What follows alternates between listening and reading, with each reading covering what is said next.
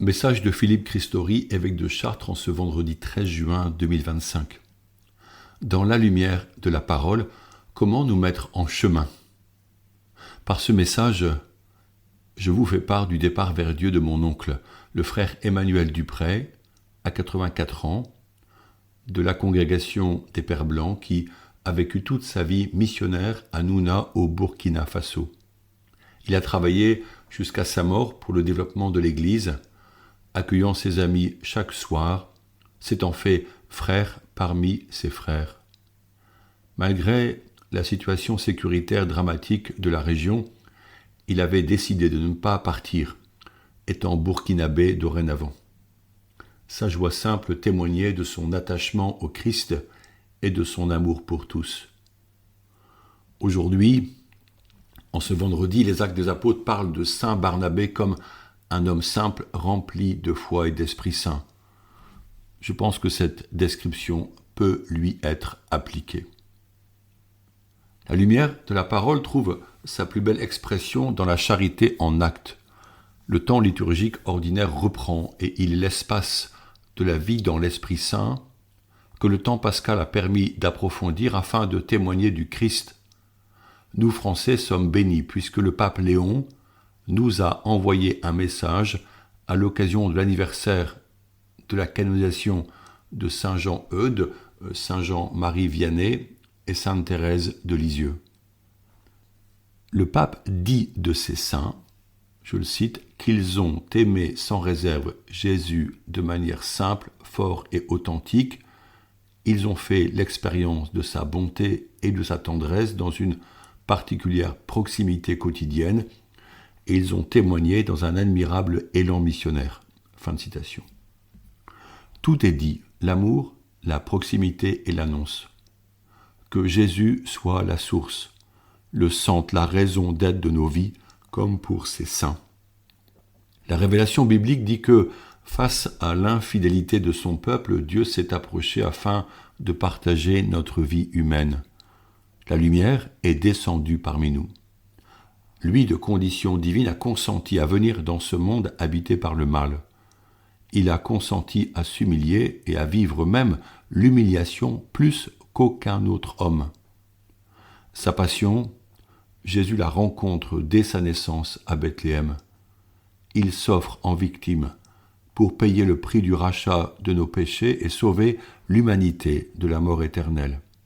Cette offrande libre, elle s'accomplit pleinement sur la croix. Il meurt dans d'atroces souffrances, emportant sur lui tous nos péchés.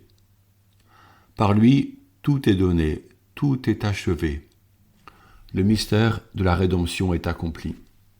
Nous répondons à son amour, qui est toujours premier, par notre amour. Nous désirons bâtir une société nouvelle. Quelle sera la source de la lumière pour entrevoir le chemin? Illuminés par le Christ et vivant selon l'Esprit, nous unirons nos talents et nos charismes. Toutes nos capacités humaines peuvent se mettre au service de la civilisation de l'amour et construire la paix et non la guerre, œuvrer pour l'accueil et non le rejet, vivre l'amour et non pas l'indifférence. Avec Dieu, nous ne sommes pas seuls car Jésus fit cette promesse « Je vous enverrai mon esprit, il sera votre défenseur, il vous conduira à la vérité tout entière. » Sur cette promesse, notre foi est bâtie. Jésus est dans la gloire divine et simultanément, il demeure au milieu de nous quand nous sommes rassemblés en son nom. Alors, nous ne marchons pas dans les ténèbres. Comment faire pour discerner le chemin à emprunter? Écoutons Jésus, je le cite, « Celui qui garde ma parole et en qui je demeure, celui-là portera beaucoup de fruits. » Le voici le chemin que Jésus ne cesse de nous indiquer. Qui même gardera ma parole? Ainsi, celui qui entend les paroles que je dis là et les met en pratique est comparable à un homme prévoyant qui a construit sa maison sur le roc. Les paroles de Jésus sont limpides. Sa parole est notre nourriture, car l'homme ne vit pas que de pain, dit Jésus, mais il vit de toute parole qui sort de la bouche de Dieu. En tant de moments, les foules suivaient Jésus en Galilée ou en Judée pour qu'il touche et guérisse les malades. Mais que faisait Jésus ? Il les enseignait longuement et ceux qui l'écoutaient gardaient ses paroles.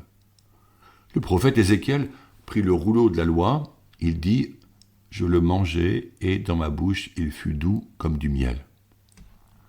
Ce miel est la joie que reçoit l'homme fidèle à la méditation des Saintes Écritures par laquelle l'Esprit vient illuminer sa vie. Pour tenir le cap sur la route de la foi en notre société déboussolée, il est nécessaire d'avoir un grand désir. « Que veux-tu que je fasse pour toi ?» dit Jésus à Bartimée. Une adolescente confirmée m'écrit son désir de s'attacher éternellement au Seigneur.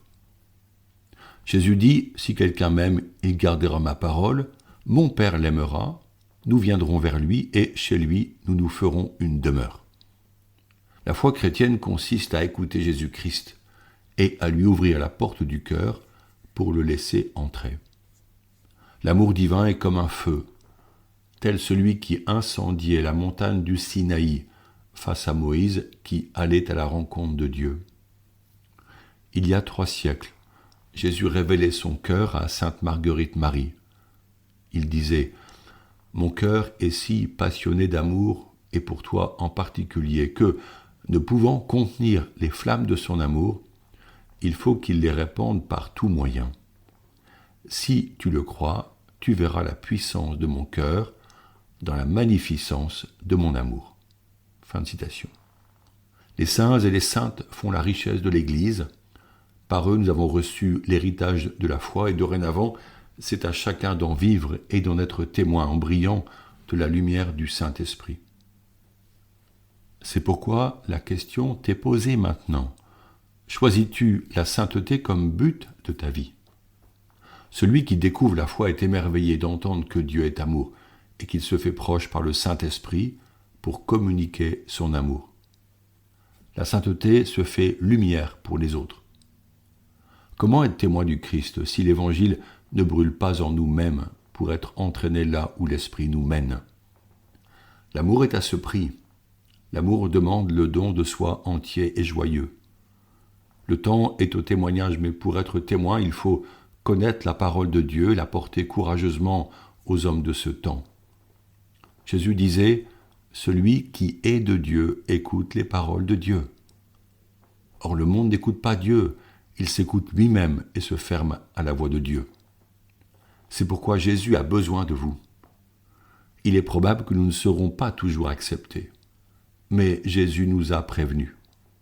Cette résistance appartient à la transmission de la foi, elle est même un critère d'authenticité. Notre vie chrétienne se vit là où nous sommes enracinés auprès de personnes à qui témoigner des merveilles de Dieu. La parole de Dieu sera-t-elle notre nourriture et notre guide ? Ne faisons pas fausse route. Seul Jésus-Christ est le chemin, la vérité et la vie. La marche ne fait que commencer et la promesse est là. Un monde nouveau est possible. En serons-nous les bâtisseurs ? Osons humblement nous mettre en chemin ensemble avec la grâce de Dieu. Pour chacun, il s'agit de dire oui à l'amour de Dieu, qui donnera le reste par surcroît. Amen. Bonne journée.